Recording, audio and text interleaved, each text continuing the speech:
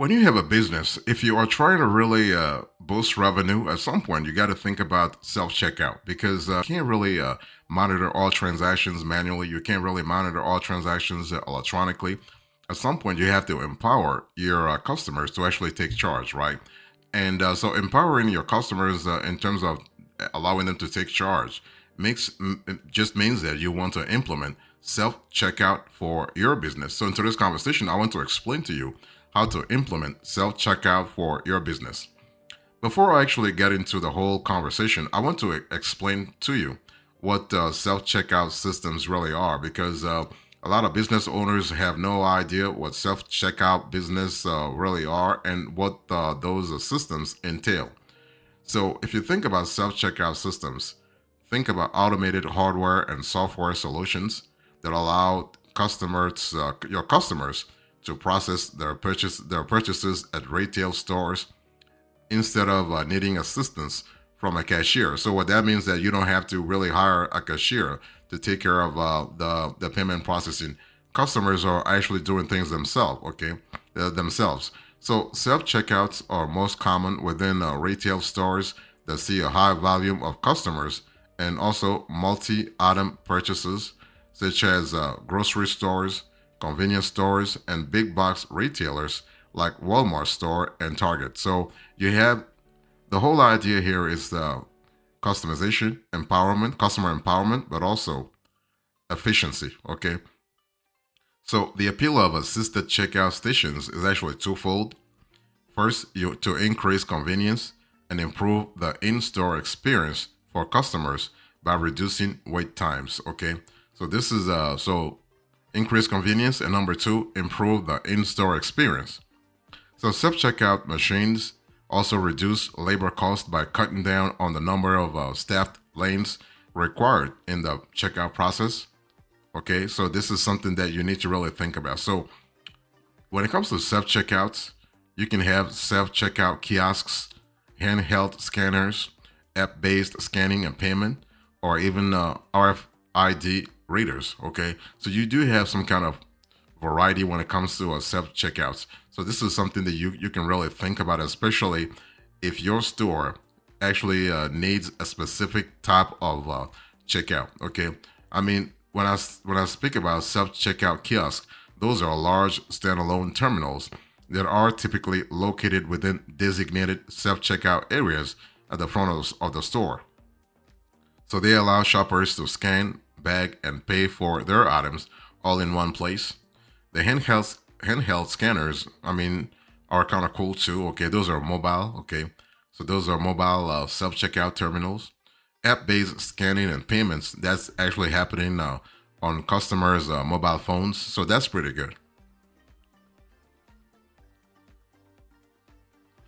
So to implement self checkout for your small business, first thing you want to do here is to really assess your business needs because everything starts with what your business really needs because every business is different.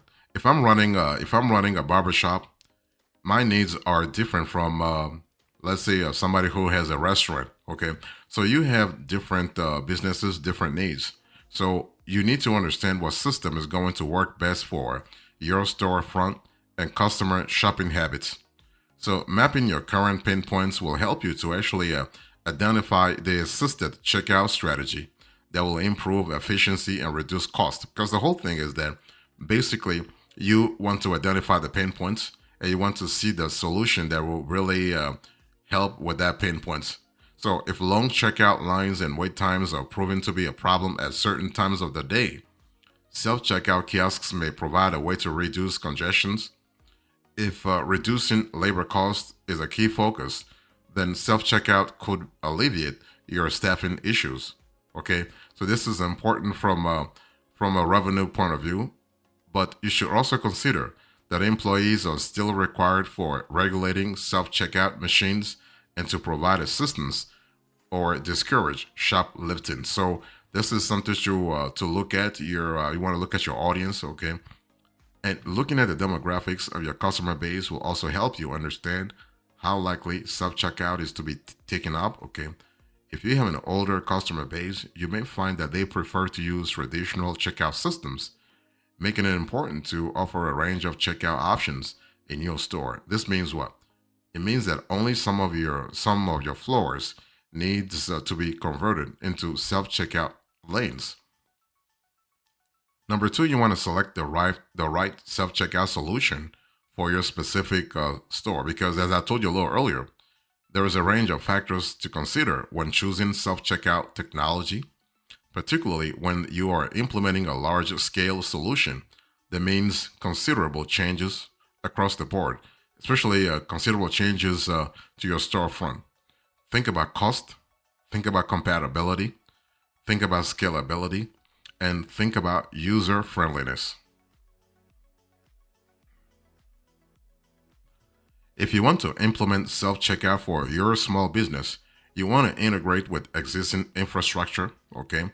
You don't want to redesign your entire tech stack around your self checkout system. No, your chosen self checkout solution should really integrate directly into the front end and back end of your POS system and also payment gateway. So POS, we're speaking here about point of sale. Okay. So you also want to make sure that the checkout machines that you have integrate with your analytics and reporting tools because transaction data will play a big role in evaluating the success of your implementation. So, other integrations to consider that are easy to overlook include loyalty programs and CRMs that add value to the customer experience. Okay, so just think about that. And you also want to set up payments in your self checkout machines.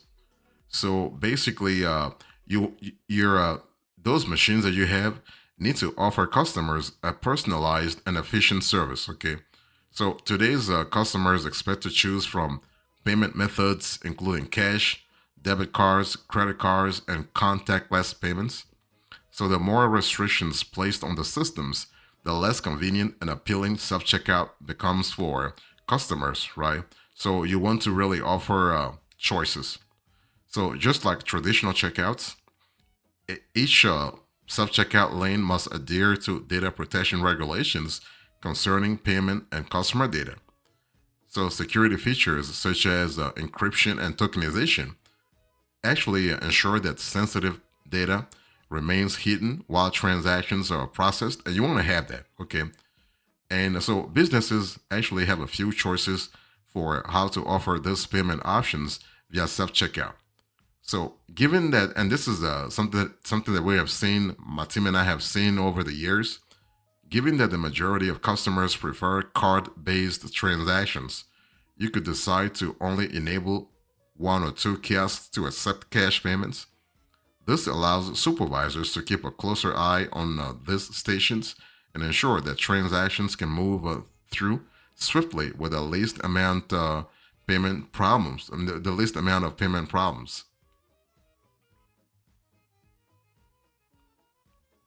So, if you want to implement self checkout for your small business, you really want to consider user in store shopping experience and accessibility.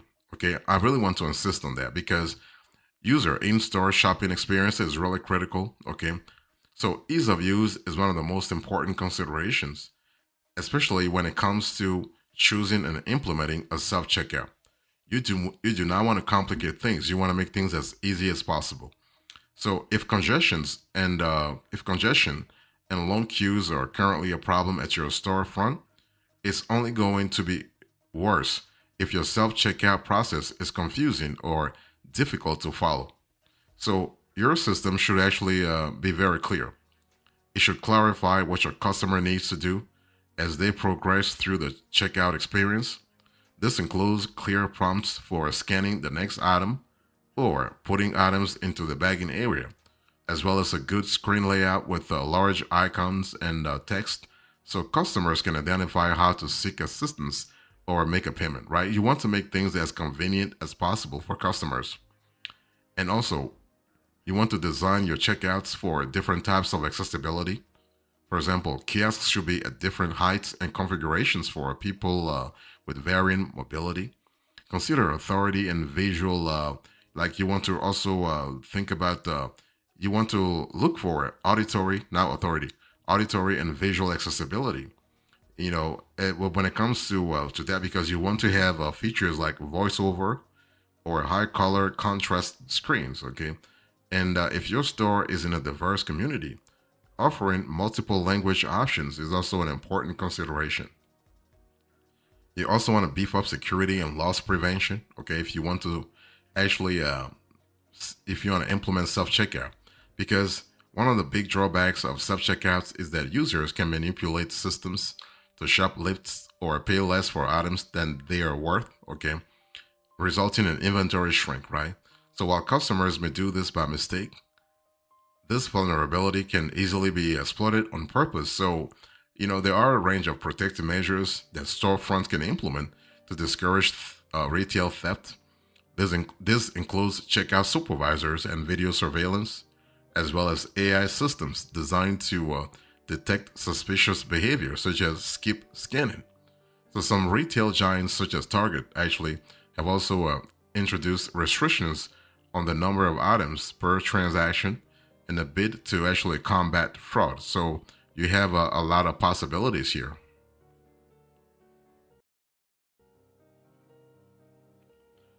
Also, if you want to implement self checkout, I just want to say that you want to test and gather feedback because everything starts from testing, trial and errors, and see what works, what doesn't work, and getting feedback. And really, you have to go through you have to go through several iterations to see what really works for your specific store. So before you commit to implementing a full self checkout system, you want to actually pilot that system and select the areas of your storefront. And if your store chain has different locations, you want to try one or two locations, random locations to see the results. Okay, so by gathering data and feedback before a full implementation, you can introduce changes that will make everything run smoothly from the get-go, right? So let me give you an example. You could actually set up, let's say, one or two self-checkout kiosks and appoint a staff member to supervise and ask for customer feedback. So this helps actually your business gauge demand for self-checkouts and gives associates the chance to engage in a productive dialogue with customers, right? So this is kind of cool. So you can also analyze key metrics about the checkout experience, such as average time per transaction, average number of items, and the average number of manual interventions required. So this is kind of cool. The other thing you want to pay attention to is the marketing. You want to implement a rollout and marketing plan. Okay. So once you have chosen your self checkout system, you need a careful strategy to ensure a smooth transition into offering self checkout at your storefront, right? Because see, the thing is, you're asking your customers to actually change their habits. Like your customers were used to a certain ways to pay for items they bought at your store. You're asking them to change. So you want to raise awareness about your announced plans for the new service and create interest among customers so they feel enticed to take it up, right? It's all about getting buy-in. You want to make sure people actually people enjoy the whole experience. Okay, so you want to launch actually a phased implementation of your new system. This is a good idea. This means what? It means that you're going slow. You're going small. Okay, it means introducing a small number of let's say self checkout lanes to start before expanding into the full setup. So this phased approach allows your storefront more time for testing, training, and identifying possible issues before committing to a full-scale rollout. Okay, so this is kind of cool. So as part of this process, you could also consider working with a small group of customers to test your self-checkout and offer feedback. So your marketing approach should actually focus on a few things: educating customers on why self-checkout helps to improve their in-store experience. You want to talk up the benefits, such as smaller queues, quicker transactions, and easier redemptions of loyalty points. You also want to pay attention to in-store signage, social media posts, and word of mouth. Okay, word of mouth from store staff can also help steer customers toward the self checkout.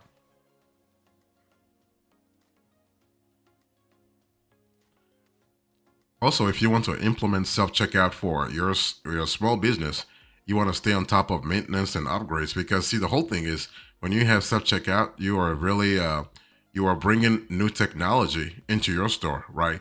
And if you bring in new technology into your store, you want to make sure that you are really on top of that technology because the job, believe it or not, isn't finished once implementation is complete. You also need to budget time and resources to ensure that your self checkout is being properly maintained. What happens here is that self checkout just means that self checkout. People are checking out themselves, right? I mean, they are checking out or out of your store themselves, which means you are relying on technology, and that technology is going to be the foundation of your revenue generation generating machine. So that technology becomes quintessential, becomes foundational, becomes actually a cornerstone of your revenue generating machine, right? So you have to maintain it. So when I say maintenance of your technology, I'm speaking about maintaining software, maintaining hardware. So we're speaking here about software and hardware updates, security audits, and even an appropriate cleaning schedule. So your customers will thank you. It's a good idea to stay on the lookout for innovations that will make the self checkout experience even more seamless for our customers. Okay. This could be better accessibility features, loyalty program integrations, or paperless transactions for sustainability. Okay. So this is kind of cool because it allows you to really get things done faster. But you know what? You got to really follow a certain procedure to make sure that things are happening seamlessly. Okay, without the procedure, you're gonna make mistakes. So overall, if you think about self checkout, I would just want you to think about a let's say a process that allows customers to handle the entire checkout process themselves. Okay, so these are common in supermarkets and can also be found in department and convenience stores. Actually, okay, so you don't have to like you don't have to be a big store to actually implement it. Okay, and one thing I want to say here is that you are able to get things done in a very seamless way. Okay, and if you are actually if you want to prepare for self checkout implementation this year, you want to know your customers. Don't rush the rollout, right? It's all about working in tandem, working hand in hand with customers. Don't rely only don't rely only on self checkouts. You can have a combination of self checkouts and manual checkouts, like and you want to leverage self checkouts for increasing sales. Okay, so and that can really help you in terms of scalability. Okay, and also self checkout is now limited to self service retail kiosks. By the way, so self checkouts can also mean purchases through an online portal, payment through a link sent via text by a retailer, or a payment through an online link sent by a service provider. Right. So you have lots of possibilities that self checkout can actually happen. So as a coda into this conversation, I spoke to you about how to implement self checkout for your small business. I explained to you what self checkout systems really are, and I gave you the steps you need to pay attention to when you are implementing self checkout at your store. Thank you so much. God bless you. I will see you next time. Until then, remember, stay marvelous.